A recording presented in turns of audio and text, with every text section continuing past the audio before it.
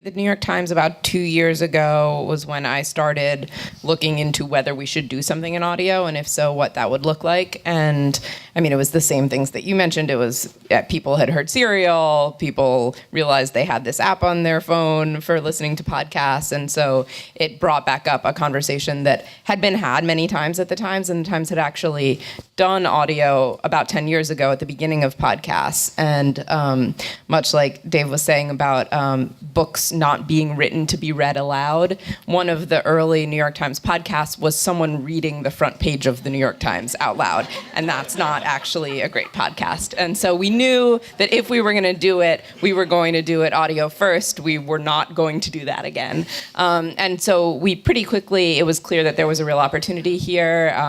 So I worked on putting together a business plan, getting an investment from the company, and from the very beginning, the idea was to go where the listeners are. So when the Times has done other things like video, it's more about bringing people to the New York Times platform. With audio, we said, we'll worry about that later.